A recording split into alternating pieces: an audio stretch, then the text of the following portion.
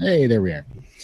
Good morning, afternoon, evening, everyone. Two Geeks Talking is an entertainment industry interview show where we interview the creative people from the comic, film, TV, movie, and video game industries. Of course, I'm your host, Kurt Sasso. See, look, my name's here. That means I'm official, right? We are joined today by a past guest, a wonderful illustrator, an avid baseball fan of the Seattle Mariners, a pain in my ass when it comes to talking about baseball as a whole, because, you know, rivalries and all that jazz. We are, of course, joined today by the illustrator, creator of an amazing story. Hopefully you've read it. Wildly successful Kickstarter campaign. Just an amazing story as it is. Ryan Fisher from, of course, Torchlight Lullaby. How you doing today, Ryan? Good, man. Thanks for having me on. Anytime. It's good to have you on because, you know, it's all about you guys. It's about your creativity, and well, it's a fun time to be had by all. Oh, shucks. Now that I've buttered you up, yeah, thanks. Don't forget to everyone that is actually watching this live on, of course, YouTube. We have well, the ability for you to ask the creators the questions you've always wanted to ask them. Of course, Ryan especially, because he's the only guest we have today. That being said, what? Sorry, I missed that. I got to switch. Consolation prize. Yeah, we're dealing. I'm sorry, guys, men and women and all genders and all that stuff. But yeah, we're creatively. We had to go to the West Coast for creative people today. Sorry.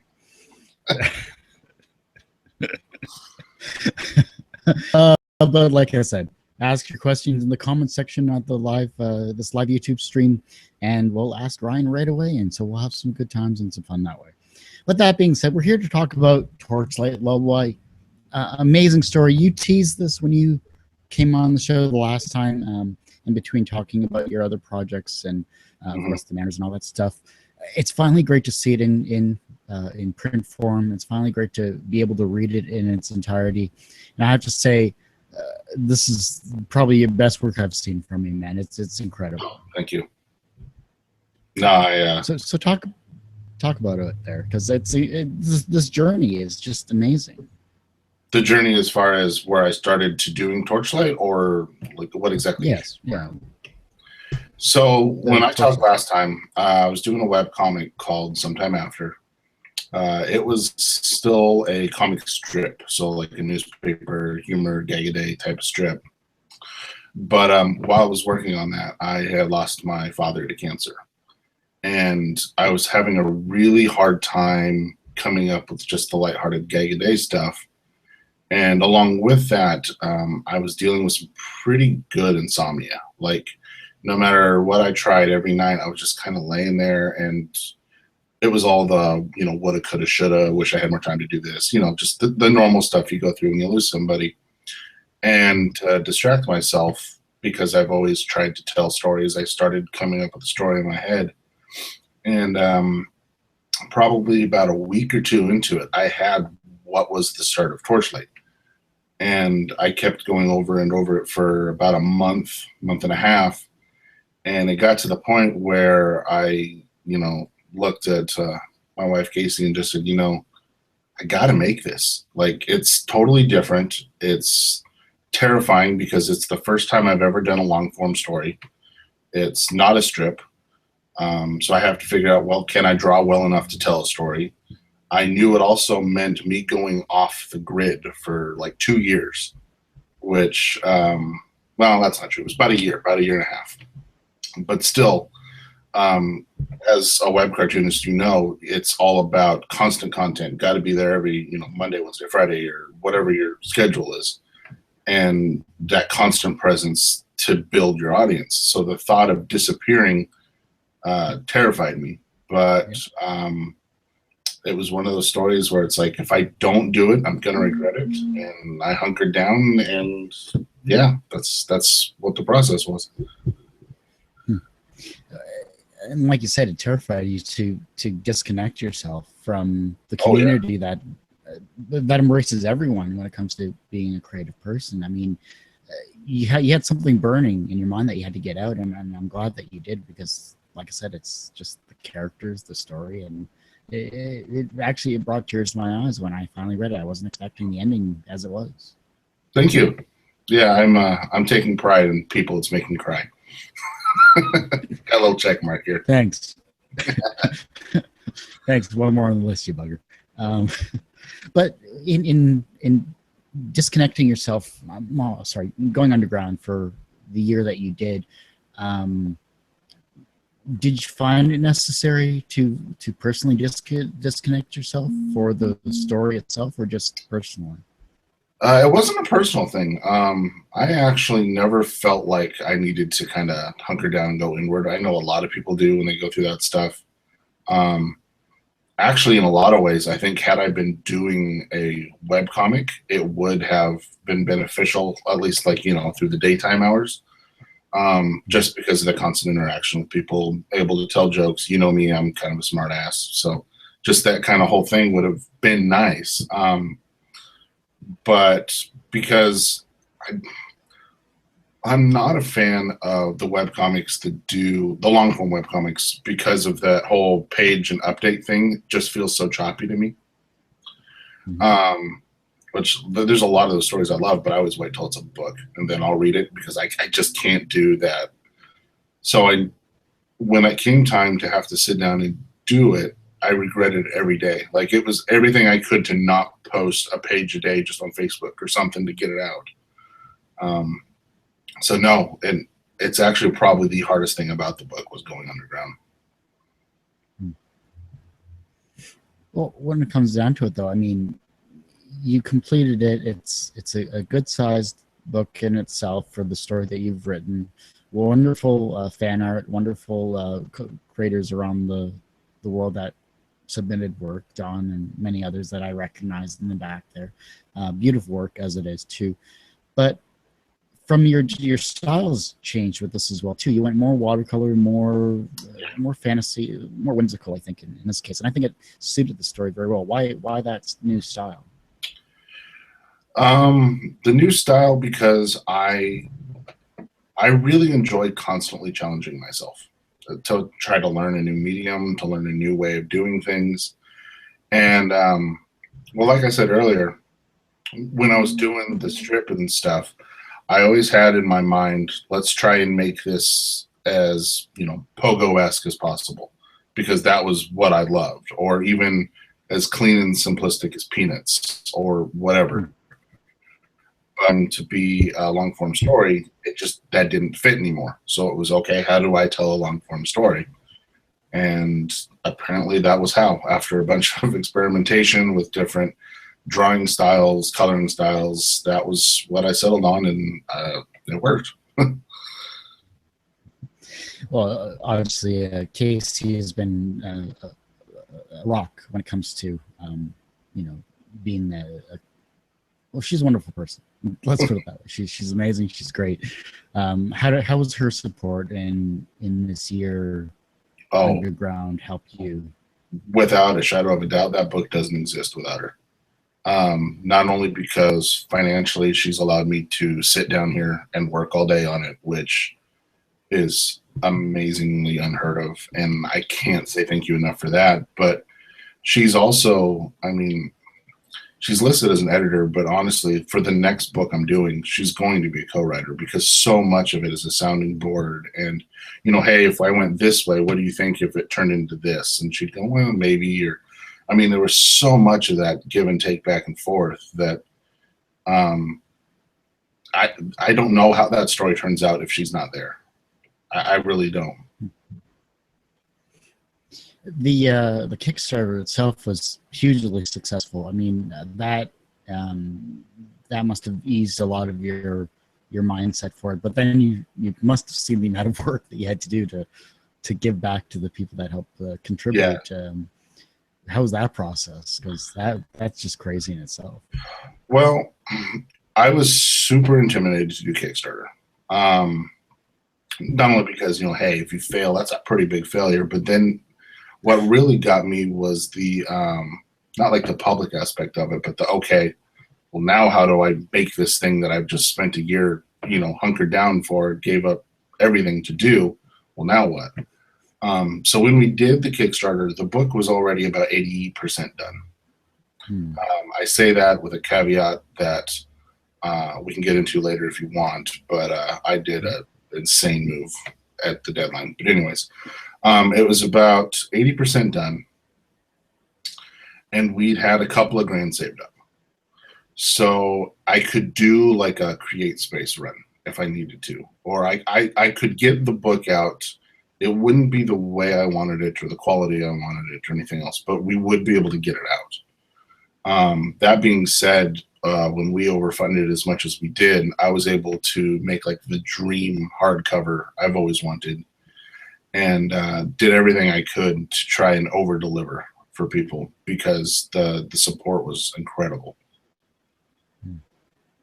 The promotion side of things too. I mean, it was just the amount of promotion you were doing for it, in thanking the people that contributed as they did, the various comics, the various thank yous. I was following it as much as I could too, and it was incredible just to, see something, a dream become a reality. And I think that's the wonderful part that Kickstarter played. But it was also the people that truly saw something that was incredible to support.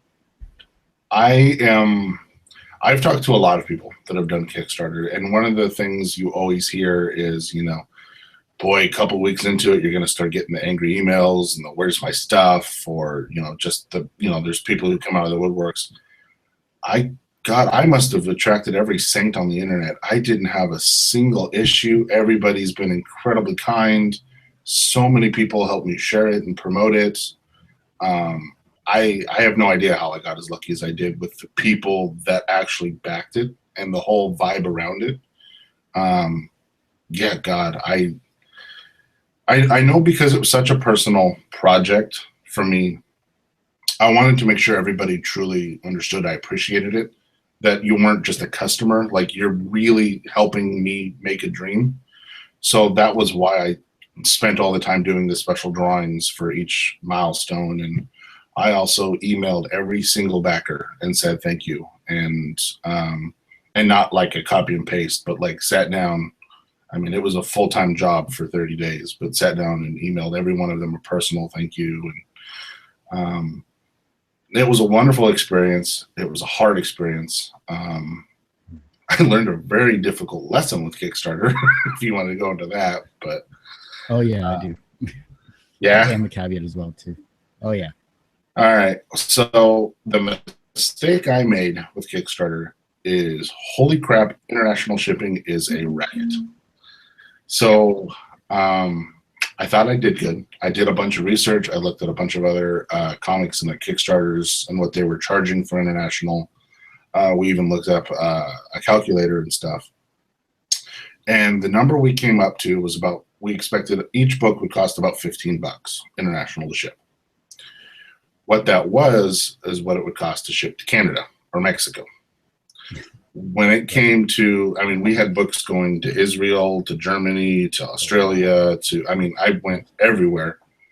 And God, I would say most of those were about $30 a pop. Yeah. So when it was all said and done, we ended up paying just a little over $2,000 out of pocket in shipping costs that I was not expecting, that we had to eat. So yeah, learned that lesson the hard way. But everybody got their book. It was probably a month and a half later than I wanted. Just because, I literally had to have the money in the bank, and because we went so far over what we had budgeted, like we actually did really good. We budgeted for shipping and everything else, and it was all part of it, but we just missed the bid. But again, I got so lucky there that nobody complained. Like I flat out said, here's what happened, guys. You're getting your book. I sent everybody an ebook as soon as I could. So if they wanted to read it, they could read it so they wouldn't feel left out. But yeah, no complaints, no nothing. It for making a mistake, it went about as smoothly as I could have ever hoped.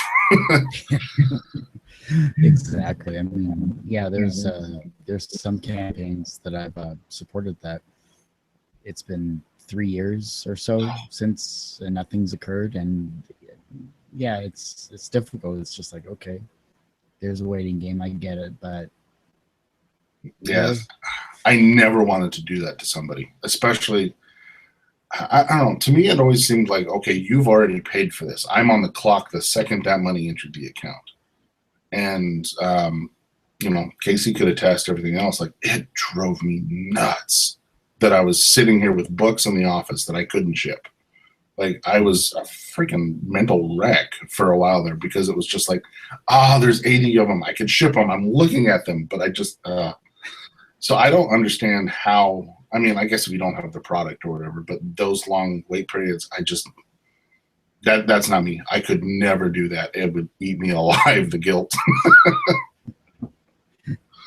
No, definitely, for sure. But you know, Kickstarters, Indiegogos, I mean, there is that, I hate to say, there's that issue where sometimes you can't, the product isn't either made, or something occurs and real life happens. But it's, you know, as long as there's transparency, and there was with this campaign as well too, as you mentioned, and it's great to see that you follow through, and like I said, everyone is happy, and I'd love to talk about, you know, what was the caveat then besides the shipping issues? You said there was a When I said 80%. Yeah.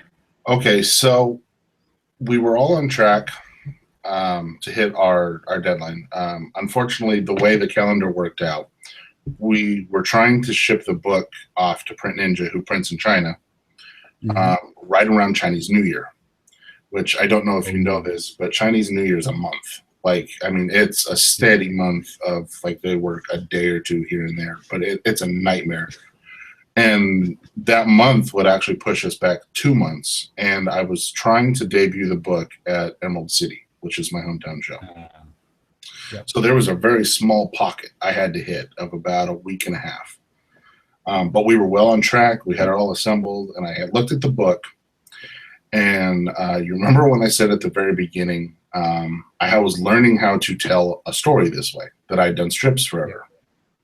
Well, when you put the book together, I had made 2 distinct books. There was the very amateur first 60 pages, and then everything else after that. And it looked like 2 different artists at 2 different periods. So I'm sitting here and I'm staring at it and I'm going, I can't do this. I cannot put it out that way. So I redrew, re-inked, and recolored and relettered about 50 pages. I don't know, about 54 pages in 10 days. And almost killed myself. Like, my shoulder is still messed up. Worked 24 hours, take a short nap, get up and do it again. Just completely redid. Was probably 3 months of work in a week and a half. Wow. Yeah, it was insane. I know when I said it, I announced, like, on Facebook and social media, and I go, guys, I got to redo it. And I got the whole, oh crap, here we go. Here's where it gets delayed. Here's where, you know, the whole thing we were just talking about. I'm like, no, I swear to you, I'm not going to do it. I will figure it out if I have to, you know, whatever it takes. And I did. I loaded up a bunch of audiobooks. And that way, for me, audiobooks are great because you can't tell when an hour goes by, because each story is like 12 hours. So it just, you know, you lose track of time. But yeah, loaded up a bunch of those and just trucked until, like, I couldn't feel my hand. But we got it all done, and I'm so glad I did. I'm so glad I did, because now I don't think you can tell where the redrawing stopped and ended. But my God, if I would have shipped that first book, it would have looked like the classic webcomic book where you can see year 1 and year 2 in the same book, which is kind of cool to see the progress if that's what you're going for. But when everybody's reading this all at once, that doesn't really work. So, exactly. Well, let's talk about that then, because now that the book is in people's hands, and freaking camera's bugging me there. Now that the book's in people's hands, you know, what has been the reaction? Because I know I love it. I know there's a lot of people that have talked about it. I've seen the various reviews as well too, but I looked at those after I finished the book. And and it's incredible the overall view of what exactly they're looking at. A lot of people have been giving it positive reviews all the way through. I don't think I've seen a single negative aspect about this book. I haven't either. I have a very hard time talking about myself. Like, I've just one of those. It's not really the artist thing, but you know what I mean. It's just weird to. I can say without fail, since the book has been out, I have gotten at least 2 to 3 heartfelt messages a week from people just saying, thank you for making it. It meant so much, or it helped me through this, or I don't think it's giving away too much to say that the story deals with how to cope with grief or how to cope with loss.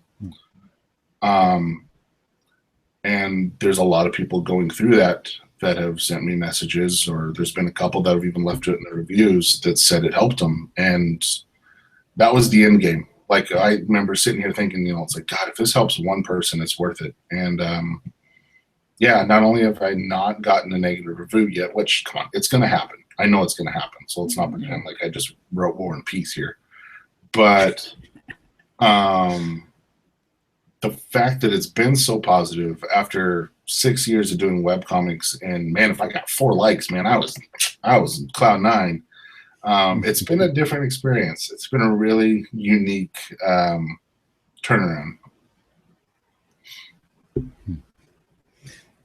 Do you feel this has eased the grief that you felt when your father passed? Absolutely. Yeah, it absolutely has.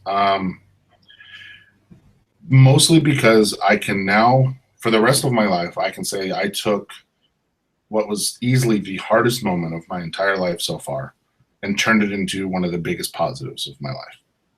And I don't think many people can say that. And I know, too, that he was also my biggest fan as far as me creating comics. So the fact that I turned his loss into a book that I think he would have dug, it helped. It helped a lot. I like the line at the end of the book where you were saying that you wish he could have had a copy in his hand because he was your biggest fan. That was really neat. Yeah, that I mean it, man. It's kind of a cruel twist of fate that the guy who would have loved it the most doesn't get to hold it. But at the same time, it doesn't exist if he's still with us. So it just kind of goes to show that even though he's gone, he's still teaching me shit. So I'll take it. Well, now that this has been completed, con season, of course, is always upon us. It's a yearly thing, as it is. What's new in your neck of the woods in terms of convention circuits? Are you approaching any cons specifically for Torchlight? Are you doing your West Coast circuit as you do? So I do have a bunch of West Coast shows. My next couple, I'm going to Baltimore. Oh, sweet. And I'm also going to be at New York City Comic Con. So, I mean, we are going out east. I somehow sacrificed the right farm animals to get a table for New York City, which is awesome. So, praise the comic gods there. Because I've been wanting to get in that show for years. So I can't wait to get out to there. But after New York, I've got like Rose City here, which is in Portland, Jet, which is in Tacoma, and a couple of the other local shows. But yeah, I've still got probably about 8 or 9 shows left on the year. Nice. Good stuff. Well, of course, another fellow comic creator, Doc Carlos San Juan from Callis Comics, who's also going to be at New York City Comic Con, said hey to you as well, too. So I'm looking forward to meeting Doc. I've known Doc for a while, and I've never actually gotten to meet the dude. So there's actually a lot of people. I'm looking forward to meeting Tom Racine, Mark LaPierre, who I think Mark's supposed to come out, which would be nice. There's a bunch of people I've known for years that just we've never been able to cross the paths. So I'm looking forward to that. It's going to be a lot of fun. I kind of find that funny because isn't Tom and like Mark West Coast like you? Shouldn't you like run into him in like San Diego? Or Tom's West. I think Mark's like Mark's East. Yeah, I think he's like Baltimore. I mean, not Baltimore. Boston area. I think. Is it? All right. I'm trying to remember where I sent him a book like a week ago, and I don't remember where the hell I sent it to, but it wasn't the West Coast. Hey, but yeah, no, Tom is I'm Canadian, so I figure everyone's West Coast. Nothing matters. Shut up. It's all south. We'll go with that. Yeah, exactly. Except, you know, Detroit, which is north of me, so it doesn't really matter. So, you know, I keep, you know, I hear about New York. I know Don goes every so, if not every year. I have to meet up with you guys sometime, you know, which means I have to travel. Which means I'd love to go out to Seattle and see Emerald City. I hear so much about that show. It sounds amazing. Dude, so. It lives up to everything you've heard. Like, it's such a good show. Not only that, but it's a book show, which I don't know how many conventions you go to or see. But there's become a very distinct line between like the book shows or then the media entertainment shows. Mm-hmm. And I mean, both are cool. Like, this, don't take this as the comic guy ragging on the other ones. But as a guy who has a book to sell, like, that is my main purpose there. To find a huge book show still is fantastic. And knowing that there's a huge part of the market base that's what they're there to get. Emerald City's a blast. And it's a shame it can't be bigger, because I know that every year they have to turn away so many people. But yeah, if you could come out, man, that would be fantastic. I've been trying to convince people, everybody I know, to come on out this way, because it's a blast. Plus, I don't have to travel to see you. Oh, sure. You know, you just have to get up, go outside, and there's a convention waiting. Yeah, it's like 10 minutes from my house. No, that's. All right, I'm crashing at your place then. Forget you. You know, I'll handle all the Seattle paraphernalia you have there. And Byron Wilkins crashed here last Emerald City for that. So. Okay. You'd be a hell of an upgrade from that. So yeah, go for it.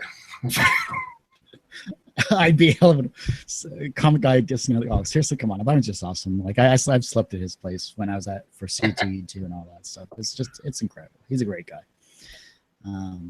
That whole crew is. But, you know, when it comes to next projects, then, I mean, promotion is always the thing that you have to do. Torchlight's really your main focus here. But you got to think, you know, once Torchlight is, I don't think Torchlight, for me personally, I think Torchlight is going to be up there with Rena Tagelmeyer's Smile and everything like that. It's up to that level of just quality, I think. So thank you. I appreciate that very much. It's there.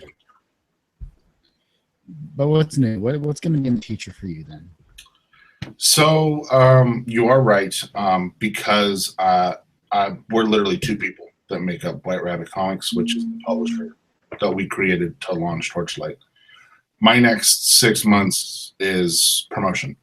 Hell, that's one of the big reasons I reached out, was hoping that we could touch base again. It's just because I'm trying to get the word out there that if there's a reviewer, I'm happy to send you an ebook of it.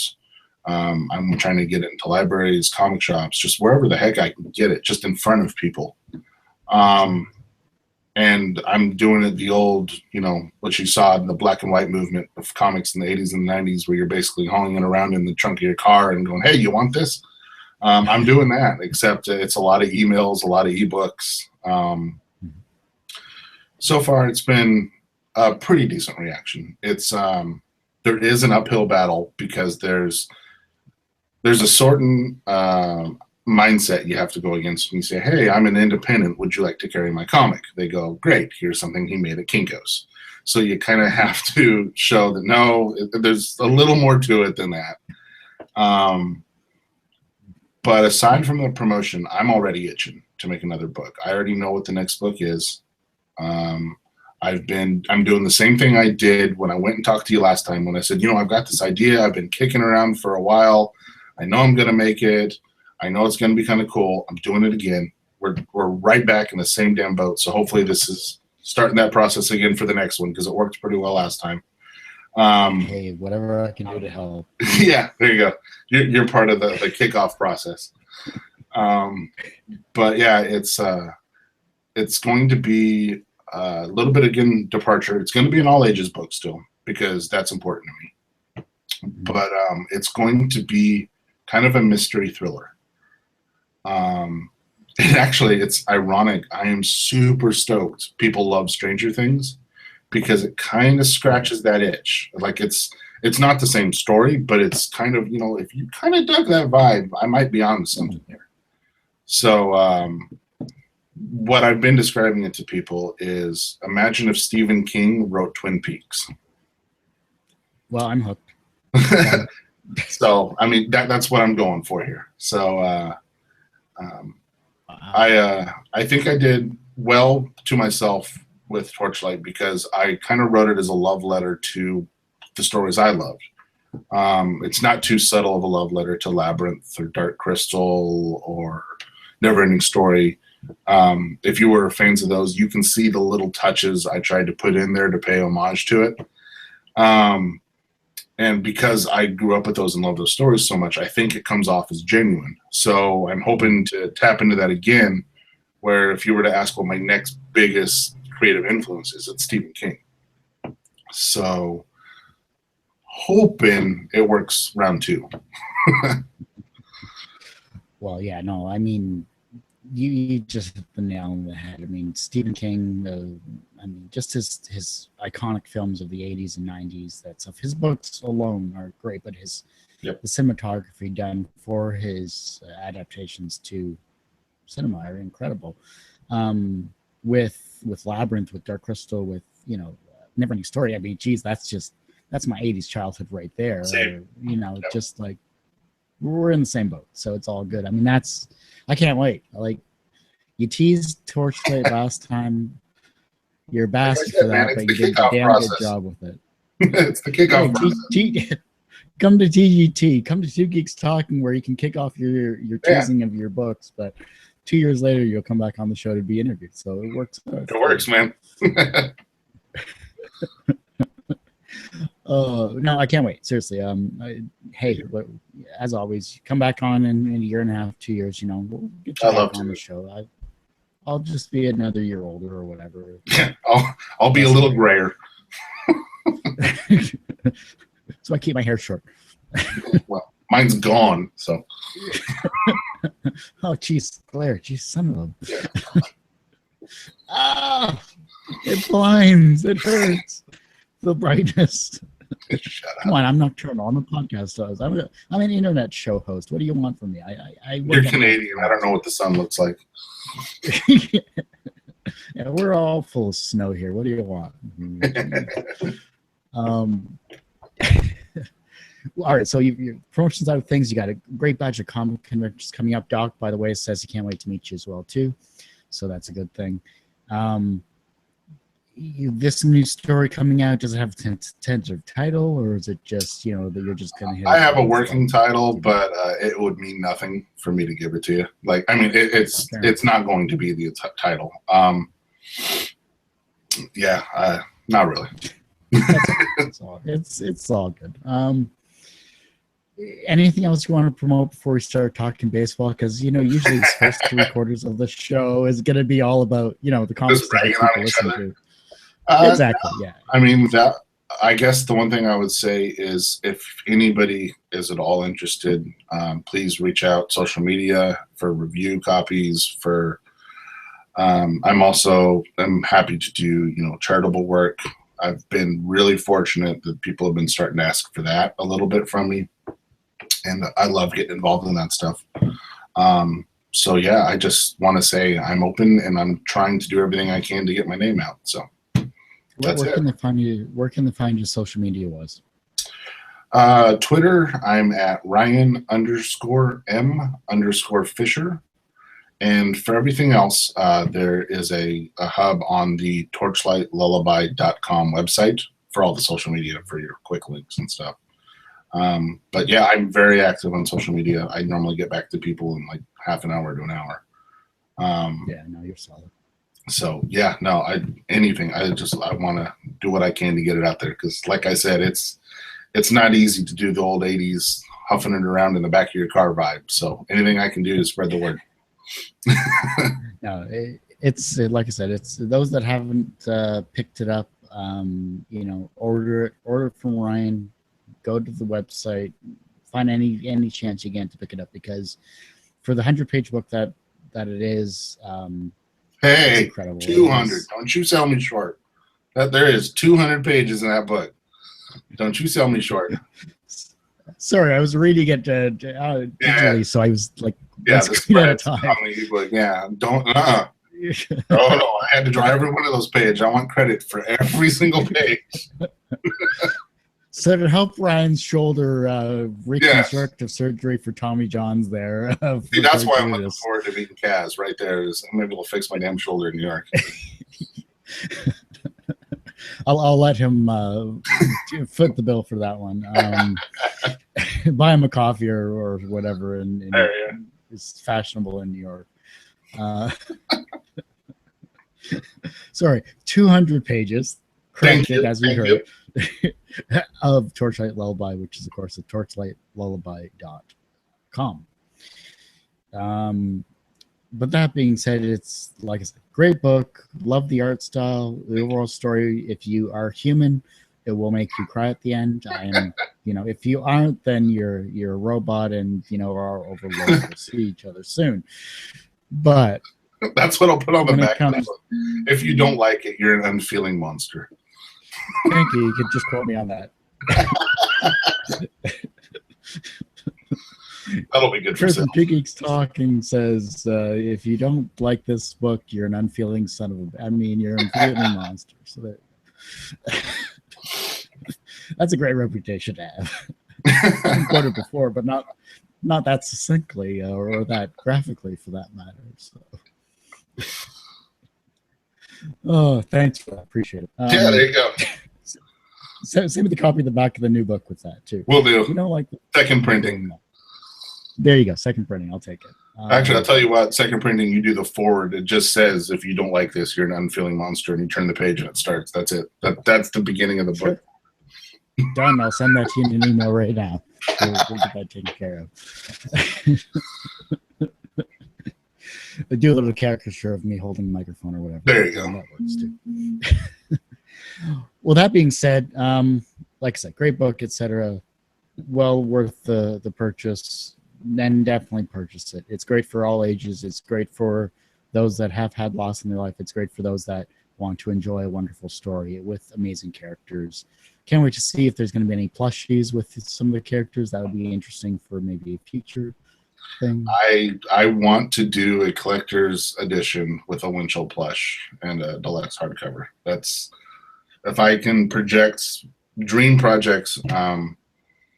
If I am fortunate enough to get help from another publisher or something down the road, that's the dream project, is to be able to pair it with a Winchell plush, because having read it, I think you would get the significance of what it would mean to give a kid their own Winchell and the book. So yeah, that's the dream right there, would be the Winchell plush. Foreshadowing, people. Yeah, help Ryan find a publisher. There you go. I wonder if with Archia or Image or any of those that like Comfort Love and Adam Withers have gone through, with maybe Diamond for that matter. Like I see something like this working towards that. It's possible. Who knows? Yeah. It's had I've had a couple of people who work at various places say, this is maybe something, but nothing concrete yet. So that's the game, though. You gotta play the game. Especially since normally you don't come to them with a finished book. They kind of like to have a little of the input. So when I say, hey, it's done, you want this, it's kind of a different spin for them. So hey, look, you can't change anything. Sucks to be. You can't change anything. Yeah, no, it's done. Well, all right. Moving on to the sport that we all know and love, and that we all trash talk each other on. And this would be a great time if cricket. Cricket, really? Yeah, Canadian national pastime, cricket. Right? Yeah. Get right on that. Baseball is, of course, we're pretty much all sports guys, people in general, as it is. So whatever sport it is, but baseball is kind of something that we passionately we chat about more so than anything. You know, you razzing on my Tigers, me razzing on your Mariners. Although, congrats to you for getting rid of what's his nuts, Benoit. Yeah, he was the. I'm glad you got rid of him. We got rid of him first. You got rid of him second. So it was the second coming of Fernando Rodney, which was just a cardiac kid. Every time he got up on the mound, I'm like, I'm done. It's an hour break. I'm gonna go pour a drink. We'll see. Maybe I can celebrate when I come back, but I doubt it. Yeah. Well, it's just like Todd Roller Coaster Jones. I mean, when is Seattle picking up? Is Seattle picking up like the dredges of Tigers yesteryear players? Like they're actually really trying to build up the bullpen, which has been the one weakness we've really had. For the first time since probably 01, we have a team that can score runs. Like we can get down 2 or 3, and I'm not like, oh, well, we're done. So I mean that's been great, but the problem is it's like, oh shit, it's the 7th inning. Now what do we got? So yeah, bullpen has been the big thing they're trying to shore up. That being said, it looks like they have their closer of the future. Have you seen Edwin Diaz yet? No, not yet. Dude, he's amazing. I saw the stat. God, I think it was this morning. Maybe it was last night. So he just got called up about a month or so back, right? So he's got 28 innings to his major league career, which is what, 84 outs, something like that. Something like that. In 84 outs, he has 56 strikeouts. Oh, jeez. The dude has got an amazing. He throws 101 heat, but it moves. It not only does it rise, but it can also cut, and a filthy, filthy slider. We were at the game just last night, and it was against the Angels. So he came up to get the save, but it was against 3, 4, and 5. So you had Trout and Pujols and Andrelton Simmons, right? Yeah. Trout, of all people, who in the first inning just hit out a Felix Hernandez sinker like it was batting practice, just upper tank, right? Dude looks so uncomfortable against Diaz. Like, I mean, the body language was wrong. The swings were awkward. The dude is filthy. So I am so stoked that we might have a legit closer, because it's one of those things where you can see it holding up. You know what I mean? Where it's not a guy who's just had a couple of good outings. 101's 101, and that's going to be hard to hit regardless. And if you have another pitch to go to, and he's got pretty good control. That being said, 6, 7, and 8 innings, we're boned still. So if we can get a closer that can, I mean, our starter can go 8, we're generally okay. Then it's a toss of a coin type deal. You know? Yeah, pretty much. Have fun. Good luck. I don't know. The Tigers have had a good batch of luck roughly now that it's the summertime. So all of the older players are all warmed up because of the Florida-like heat. So that's a good thing. But with their pitching is still usually in question. They've had a lot of injuries in their pitching staff. They're finally getting a tiny bit healthy, and it's just like, do we have the back end to finish off games? Like, we need the run support, and that's always been the major issue, because if any of the Martinez's are not hitting properly, or if, you know, Ordonez, or sorry, wrong. Well, I was going back a little ways. Cabrera. Yeah. Sorry, I was slipping timelines there for a second. Doctor Who-ish in that level. I'm trying to go back to some type of glory days of the Tigers. Alan Trammell, if we could just get Trammell going in. Oh, man. If Whitaker could loosen up a little bit and maybe Gibby gets off his high horse, you know. Saw a comment on some fan posted something about the Tigers' win streak was at 8, and it's just like, you know, this is really great to see, but I almost wish that they could dust the rust off of, and he lists basically the entire infield and outfield as well as pitchers for like an all-star Tiger game. Like, let's get Al Kaline back, in the forum again, and let's dust off the Bert Fidrich. I mean, that's just kind of ironic because I think he was cremated, so that was just one of those things. Dust him off. You are an unfeeling monster. I'm getting rid of that quote. God. Hey, it wasn't me that did the quote. What a harsh pun. Jesus. Oh, come on. It's bad, I know. I'm sorry. I'm a little cynical by age, go figure. But I think it'll be good. Canadians were supposed to be good people. What the hell? We are. But I'm influenced by, the Americas that are. Oh, well, no, that makes sense. Okay. You do spend a lot of time talking to us. That makes sense. Well, it's not. Luckily, I lighten up my day by talking to creative people, so it works out well. Balances out my sanity, whatever's left of it, But baseball season's coming to a close. I mean, we got a couple more months left, or under a month, roughly.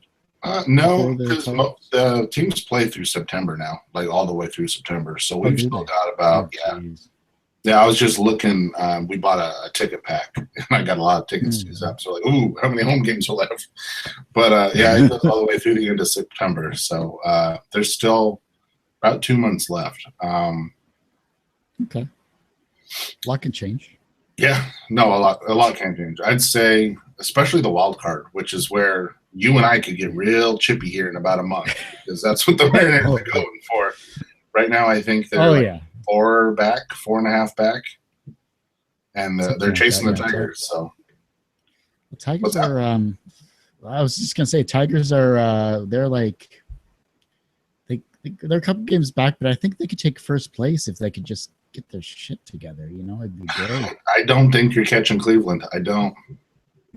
If Dawn was here, she'd say, "Yeah, Cleveland's got it in the bag. Away you go." But being the discerning, baseball fans that we are, Cleveland's probably going to fall apart. Yeah, that being said, it's Cleveland, so let's. Yeah, exactly. I mean, we can't have Don having not taking center field, so it's still Cleveland. That is true. That is true. It's not like you can get back, the players of yesteryear. But I'm kind of glad Kansas City isn't in first place, because they really, really still worry me. They're truly a deceptive team, but. Yeah. They're world champions for a reason. So, but that being said, anything else you want to touch upon that I haven't chatted with you about Torchlight, about life, about anything in general? About life. Close. Do you have any stock tips, Kurt? I need some stock tips. Stock tips, really? A guy that just got out of school, you're going for stock tips. Buy anything Canadian at the moment. Good at stocking shelves. Do you have any tips? Yeah, I do. Yeah, make sure it goes to the front of the shelf so that if someone reaches up really high, it hits them in the head, so you can call give them a concussion. It's a stock tip thing that I learned when I used to do that type of stuff. So, and being shorter is even better, because you just put it right on the edge, so it looked like it was there, and as soon as they reach, it would all fall, and you laugh and point at them, saying, "Look what you did! You have to clean this up now." Just hand them a mop. Exactly. We got customer cleanup in aisle 6. Have fun with that. Customer cleanup. That would be a great sign. Can't sue us. They cleaned it up. Exactly. Just think of all the soap detergents that used to spill. That was a fun aisle. It's like a rave, but without the music. Slip and slide. It's like a techno raid, but without all the music. There you go. You can put up that smooth jazz they always have in grocery stores and just go with that. be like a disco at 33 RPMs. You get all the get the elderly with the walkers and everything like that. Wondering why is it so? It's the great aisle. Careful, Cedric, you're gonna slip. Oh no, broke a hip. If you need comedic timing, I'm here for that too. So, but that being said, I hate to say, but thanks for the segue. But that ends this particular episode of course, Two Geeks Talking, with wonderful guest and illustrator comic creator of Torchlight Lullaby, Ryan Fisher, joining us once more on the show. Thanks so much for coming on, man. Anytime, man. I'll see you in 2 years. You're gonna have to remind me what exactly we talked about, because short-term memory these days are gone. So. Can do, man. But good stuff. All right. Well, hey, safe travels in the convention circuit up ahead. Can't wait to have you back on. As always, we'll talk the usual Twitter smack and Facebook chatting and all that jazz about sports, and hopefully the Tigers can pull off an upset and see your Mariners kind of watch them fail in the playoffs. So Detroit is where dreams go to die. Just look at the city. It's fine. Yeah, but look at the players we shipped to Seattle. So there you go.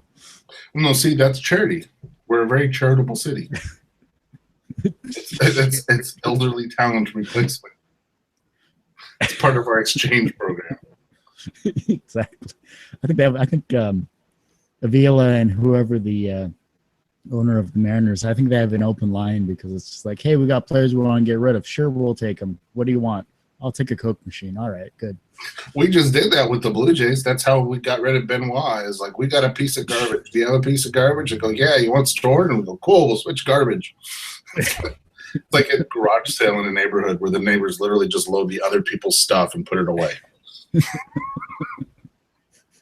Oh God, yeah. Whoever has Benoit, I'm so sorry. Good luck, Blue Jays. You want to make that more difficult challenge in the East to try to take first place again? Benoit's not going to do it for you. Have fun, guys. All right. Well, that ends, like I said, this episode. But, of course, you can find Ryan's amazing work at torchlightlullaby.com. You can find, of course, this episode and many more episodes on tgtmedia.com. Of course, you can find it on our YouTube channel, which is youtube.com/TGTmedia. And finally, of course, you can get me on the Twitterverse and all that other stuff right there at Kurt's House. So I'm pretty much that on every single social media, Snapchat, whatever else I do. And if you happen to find me on, say, like a dating site, it's probably not me. So just be sure on that, unless you like how I look in that. So that it's me. Other than that, thanks again for listening and watching. Of course, my professional services for video production, consultation, podcast consultation, as well as any other services that you wish in terms of script writing, etc. You can find at tgtmedia.com/services. And thanks everyone for listening and watching. Tune in next week for whoever we have next, which I can't remember. So it'll be an upgrade. Come back. It'll be better than this. It's not going to be an upgrade. It'll be a good show. Just as bad. I can't get anybody. I pride myself on the people that come on the show, and you're one of them. So it's a good thing. So thanks again, Ryan, for coming on. Anytime, buddy.